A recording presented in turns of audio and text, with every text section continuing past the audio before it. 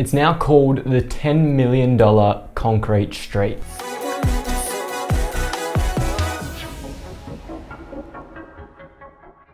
What's going on, guys? My name's David Tomic and welcome back to the channel. Today we're talking about a $10 million project. So what is the $10 million street, you might be asking? Well, it is 4 side-by-side precast concrete houses for 4 separate clients. Each client came to us at different periods in time, and it just so happened that we were aligned to do every single one.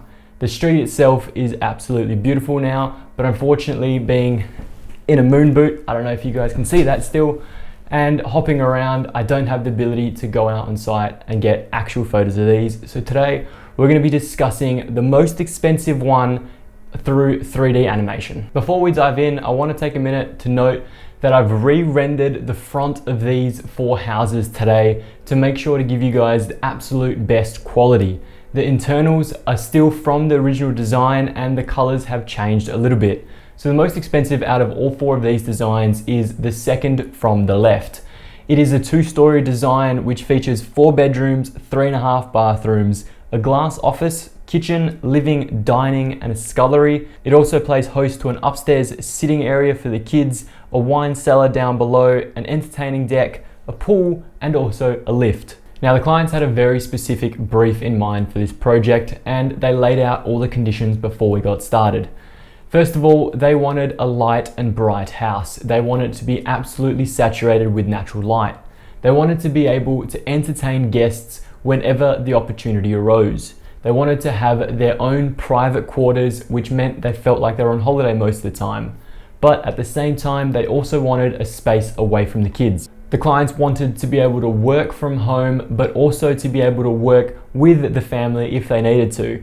It's a little bit ironic that this client came in pre-COVID, and unfortunately this house isn't finished completely, so they haven't been able to enjoy the home office whilst COVID was happening, but they will get to enjoy it very, very soon. One unique feature they described and they truly wanted was a kids cooking bench. This would allow the kids to be able to help out in the kitchen when the parents needed some assistance. In addition, they wanted to be able to connect the indoors and the outdoors seamlessly.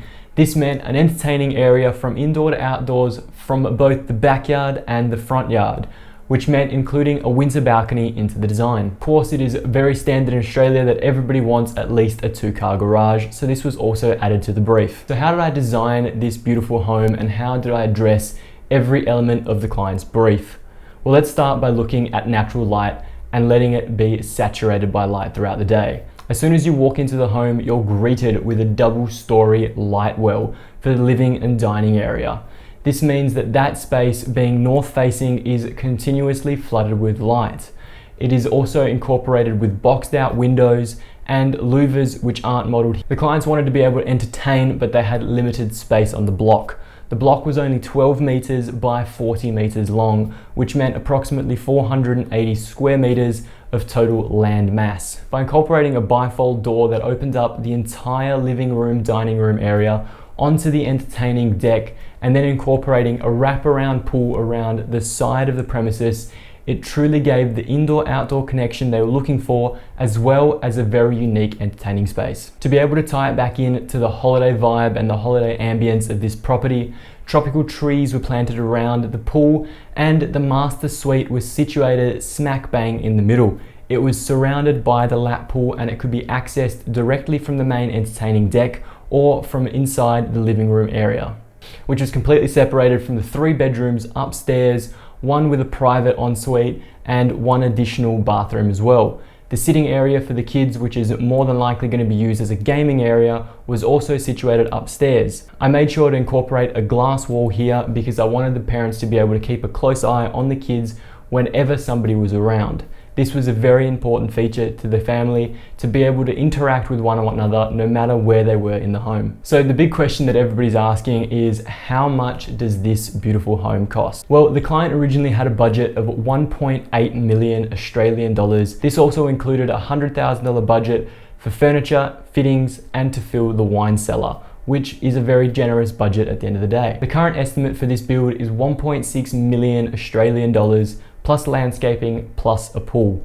So that brings us in to a grand total of 1.75 million Australian dollars, 50K under budget at the current time. The client was ecstatic that there was a little bit of spare cash left over in the budget because part of their brief was to incorporate a large space of free wall where they could incorporate some of the family art. Now they have a very large private collection which they were looking to add to, so this gave them the perfect opportunity to add to their private art collection. Now, from one professional to another, I truly want to know your opinion. If you're an architecture student, an architect, an engineer, or just a person looking to build their dream home, I want you to drop a comment down below. Let me know your thoughts on this design, if you want to see the rest of this $10 million street, and what you would change.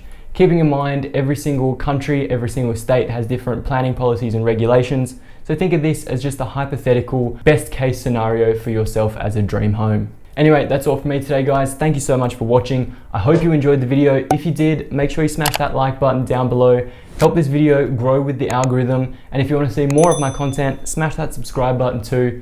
And as always, I'll see you next Monday.